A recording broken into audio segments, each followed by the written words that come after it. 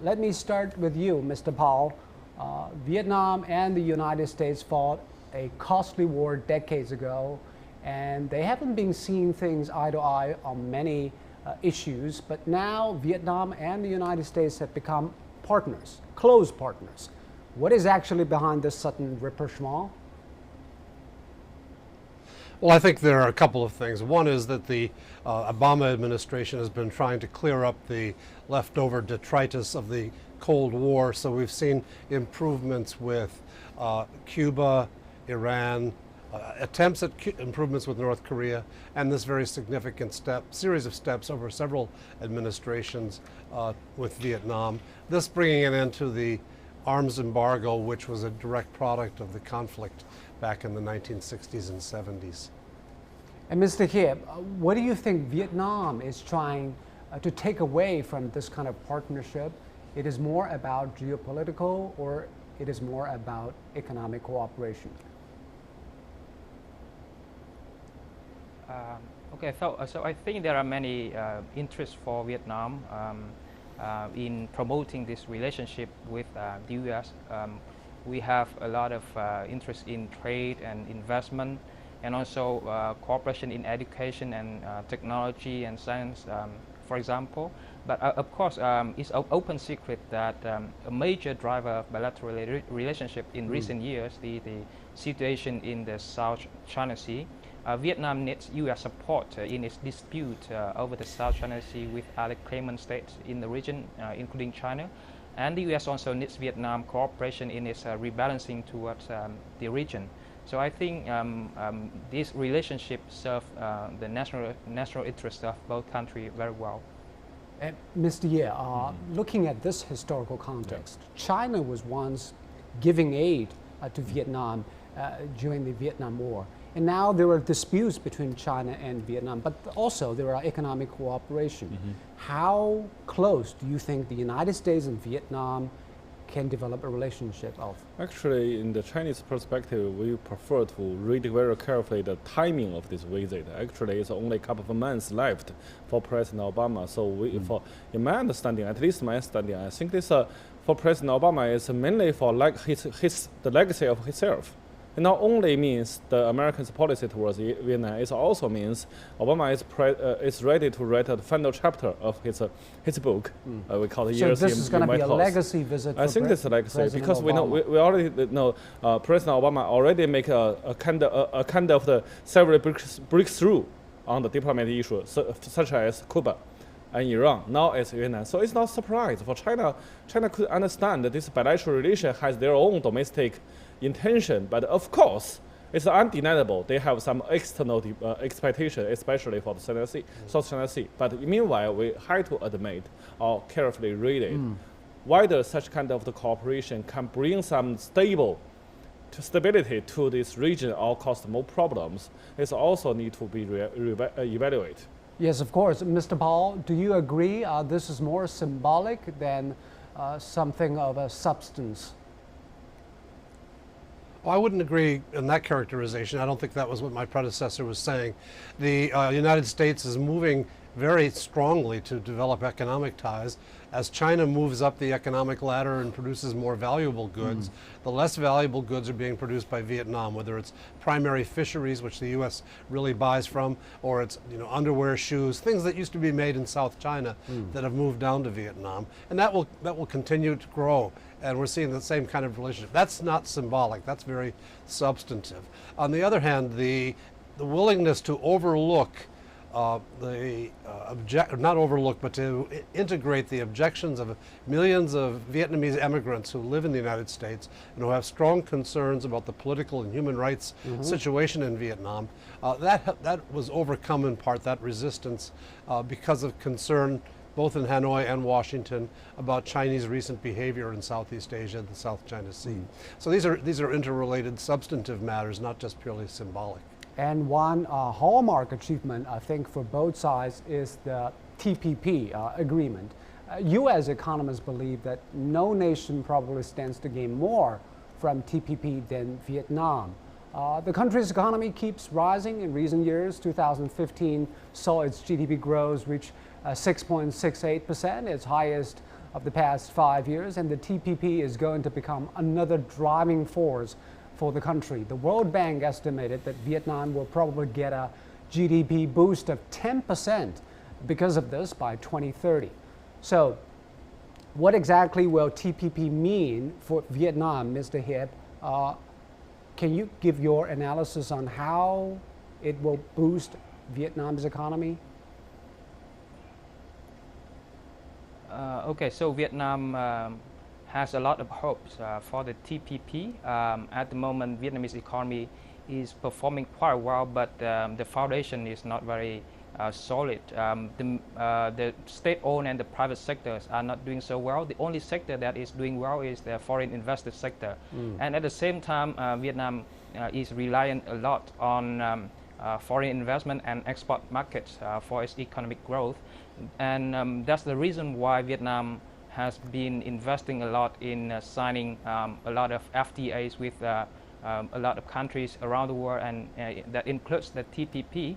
And Vietnam also hopes to use the TPP as a source of pressure for pushing forward its domestic reforms, especially regarding the SOEs. All in all, Vietnam has a lot of interest in promoting this TPP deal with the United States and other countries. And earlier this year, the Central Committee of the Vietnamese Communist Party has voted to endorse the TPP, so it's very likely that Vietnam will ratify the TPP very soon, possibly in July, when the new National Assembly convenes its first session. Well, that's interesting, Mr. Paal. Vietnam is very likely to ratify this trade agreement, but on the other hand, TPP is stalled in the U.S. Congress, and all the three candidates we see for the presidential election, Hillary, Trump, and Bernie Sanders, all oppose the TPP agreement. It's probably in the limbo in the U.S. That's very ironic. I wouldn't expect candidates of either party to support TPP. That's not popular with the public. Our leaders have not explained to the public how important it is. But when it comes down to the end of this election, and we go into either the end of this year or maybe the latter part of next year, I'm confident that a president who wants, and probably every president will want TPP, the president who wants it will get it. We've never had a trade agreement rejected by the Congress if the president really is determined to put pressure on the Congress to achieve it. And here in China, of course, China is not part of TPP. It's not on the horizon. China will begin negotiations. I don't think China have the interest on that. But a closer economic relations between United States and Vietnam, also an economic competitor for China. What does it mean for China's economy and trade? Actually, frankly speaking, I don't think Vietnam is the competitor of China. But a lot of our low-end manufacturing has been shifted That's the point to is that low-end manufacturing, not means the high-tech, not means the edge-cut technology. It only means the based on the human resources and the local. China shouldn't worry about manufacturing this jobs part is China want to Vietnam. Transfer abroad. It's not China try to keep it inside China. Secondly, I would like to point out, for the economies development of Vietnam, the best priority issue is to try to encourage the regional integrity in ASEAN framework. But TPP, not all of the ASEAN members will have the chance to join the TPP. So TPP basically will divide the ASEAN into different parts. Whether it's a good idea or bad idea, it depends on which perspective, and also it depends on the long-term development of the ASEAN. Mr. Hiep, do you think if China comes up with a regional trade agreement like RCEP that have better integration of Asian economies, also Vietnam will come on board and become part of it? Sure, Vietnam is supporting both TPP and the RCEP, and it is benefiting from its integration into the regional trade and investment regimes. So Vietnam is willing to work with China on other initiatives as well, not just the TPP. Another thing I want to talk about is the arms embargo lifting. Mr. Paal, the arms embargo has been fully lifted as announced by President Obama. Some analysts say, well, this lifting of ban will allow Vietnam to bolster its defense. Some others say it is just symbolic because Vietnam wouldn't buy arms from the US, the sophisticated weapons which are more expensive than the Russian ones. What do you think? I think it's a mistake to try to say it's going to be either symbolic or substance. It'll be somewhere in between. Vietnam already has very substantial orders for naval equipment with Russia and with Sweden. The U.S. is not likely to be competitive there, but they do need things like drones for supervision of the maritime areas that it claims, and the U.S. can provide that. There are other kinds of equipment that will be complementary to the things that Vietnam's already acquired. Mostly Vietnam has Russian-based technologies, and a rapid switch to American-based technology standards would not be prudent in any event. You'd want to have a gradual switch over to more modern equipment, whether it comes from Russia or the United States, rather than a dramatically different supplier with a need for different kind of service networks and training. Mr. Hiep, what is the defense acquisition strategy for Vietnam? Is it that you will buy more weapons from the U.S. and wean yourself off the reliance on Russian technology? Okay, well, over the past few decades, Vietnam has been relying on Russia for most of its arms imports. Recently, it has been trying to diversify its sources of arms imports, but Russia still accounts for up to 90% of Vietnam's arms imports in recent years. So that means that even if the U.S. lifts its arms embargo on Vietnam, and Vietnam is willing to buy some weapons from the U.S., it will still take some time for Vietnam to do so, because it has to solve the problem of compatibility between the existing Russian weapons with the new weapons that it wants to buy, and also there's also the financial hurdles as well. Vietnam is now facing an increasing budget deficit, and you know U.S. weapons are rather expensive. So all these things tend to prevent Vietnam from acquiring any major systems of weapons in the near future. In the meantime, I think Vietnam will try to acquire some less expensive and less complicated arms equipment from the U.S., especially naval vessels or drones, as Mr. Paal has mentioned, or coastal raidars, or surveillance aircrafts. These items are generally less expensive and should not pose any major compatibility problem for Vietnam. It will take some time for Vietnam. But as far as concrete deals is concerned, President Obama mentioned they have to look at it case by case, and also have to associate with human rights records in Vietnam. What does that say to you? Yes, that's right. Because now the administration has lifted the ban, but the Congress may interfere in certain cases. For example, if the deal is above $18 million, for example, or it involves some kinds of lethal weapons that the Congress wants to check, for example, they will interfere and decide on case-by-case basis. So that does not mean that Vietnam will acquire whatever it wants from the US. From China's perspective, will this change the balance of power and the security situation in I don't think there is a balanced power in the South China Sea between China and Vietnam. Obviously, it's out of the question.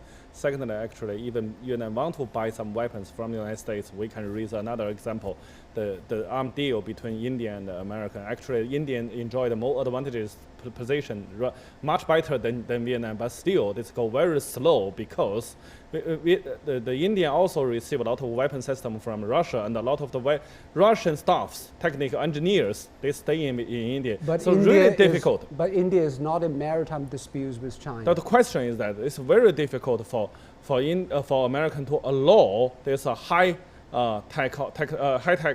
weapon system get the chance to be seen or be get by the Russian engineers. So the high technology weapon system is basically not impossible. And for the second-hand weapon system, why China should worry about it?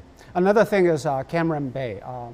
It seems that Vietnam is considering opening access to foreign militaries to use the Cam Ranh Bay.